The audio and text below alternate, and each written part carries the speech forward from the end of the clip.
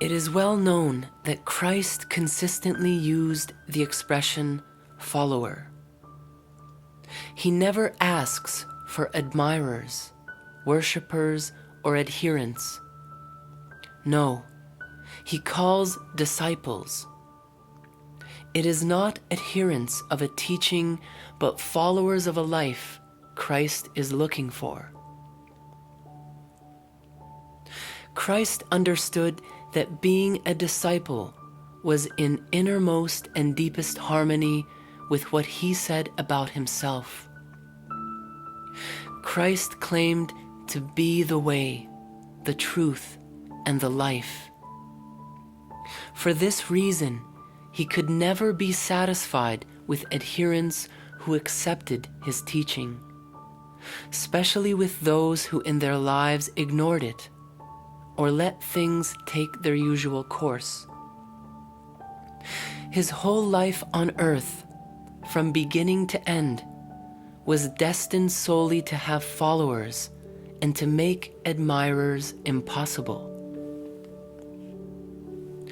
Christ came into the world with the purpose of saving, not instructing it. At the same time, as is implied in his saving work, he came to be the pattern, to leave footprints for the person who would join him, who would become a follower. This is why Christ was born and lived and died in lowliness. It is absolutely impossible for anyone to sneak away from the pattern with excuse and evasion on the basis that it, after all, possessed earthly and worldly advantages that he did not have. In that sense, to admire Christ is the false invention of a later age, aided by the presumption of loftiness. No, there is absolutely nothing to admire in Jesus unless you want to admire poverty, misery, and contempt. What then is the difference between an admirer and a follower? A follower is, or strives to be, what he admires. An admirer, however, keeps himself personally detached. He fails to see that what is admired involves a claim upon him, and thus he fails to be or strive to be what he admires. To want to admire instead of to follow Christ is not necessarily an invention by bad people. No, it is more an invention by those who spinelessly keep themselves detached, who keep themselves at a safe distance. Admirers are related to the admired only through the excitement of the imagination. To them, he is like an actor on the stage, except that this being real life, the effect he produces is somewhat stronger.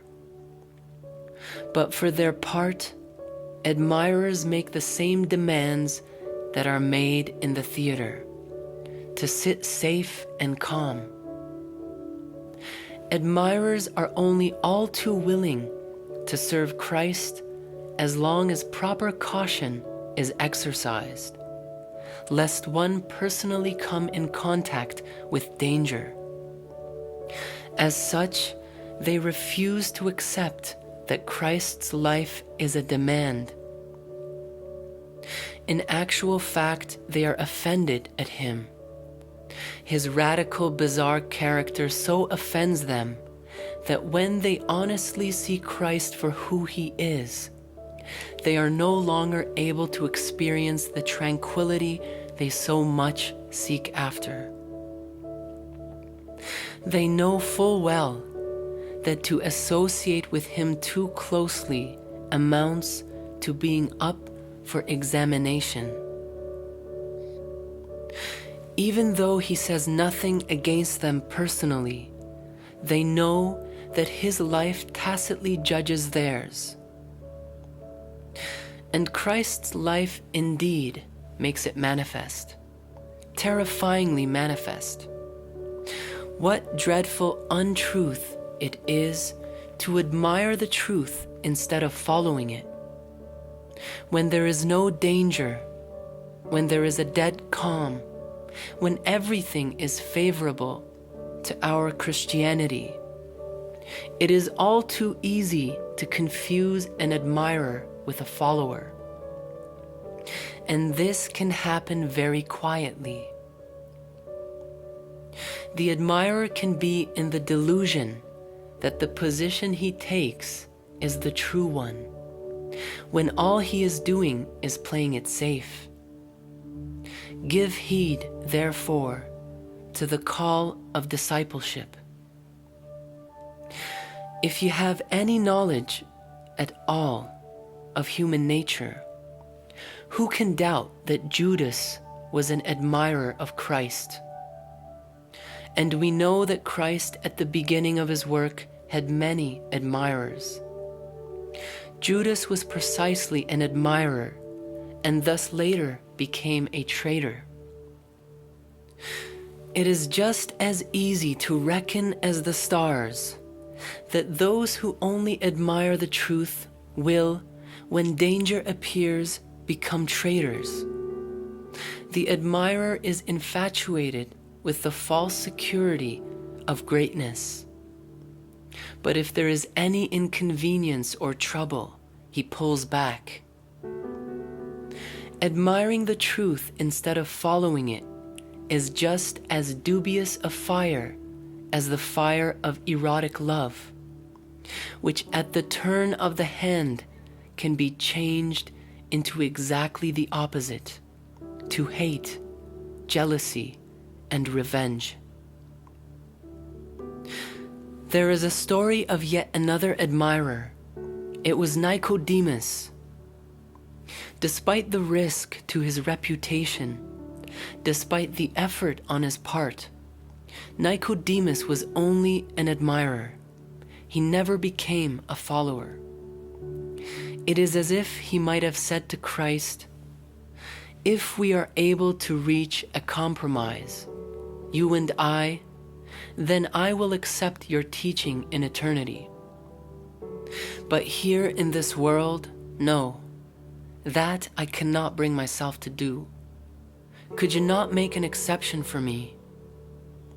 Could it not be enough if once in a while, at great risk to myself, I come to you during the night, but during the day to say, I do not know you? See in what a web of untruth an admirer can entangle himself." Nicodemus, I am quite sure, was certainly well-meaning. I'm also sure he was ready to assure and reassure in the strongest expressions, words, and phrases that he accepted the truth of Christ's teaching. Yet, is it not true that the more strongly someone makes assurances, while his life still remains unchanged, the more he is only making a fool of himself? If Christ had permitted a cheaper edition of being a follower, an admirer who swears by all that is high and holy that he is convinced, then Nicodemus might very well have been accepted, but he was not. Now suppose that there is no longer any special danger, as it no doubt is in so many of our Christian countries, bound up with publicly confessing Christ. Suppose there is no longer need to journey in the night. The difference between following and admiring, between being or at least striving to be, still remains. Forget about this danger connected with confessing Christ and think rather of the real danger which is inescapably bound up with being a Christian. Does not the way, Christ's requirement to die to the world, to forego the worldly and his requirement of self-denial, does this not contain enough danger? If Christ's commandment were to be obeyed, would they not constitute a danger? Would they not be sufficient to manifest the difference between an admirer and a follower? The difference between an admirer and a follower still remains, no matter where you are. The admirer never makes any true sacrifices. He always plays it safe. Though in words, phrases, songs, he is inexhaustible about how highly he prizes Christ, he renounces nothing, gives up nothing. He will not reconstruct his life, will not be what he admires. He will not let his life express what it is he supposedly admires. Not so for the follower. No, no. The follower aspires with all his strength, with all his will, to be what he admires. And then, remarkably enough, even though he is living amongst a Christian people, the same danger results for him as was once the case when it was dangerous to openly confess Christ. And because of the follower's life, it will become evident who the admirers are, for the admirers will become agitated with him. Even that these words are presented as they are here will disturb many, but then they must likewise belong to the admirers.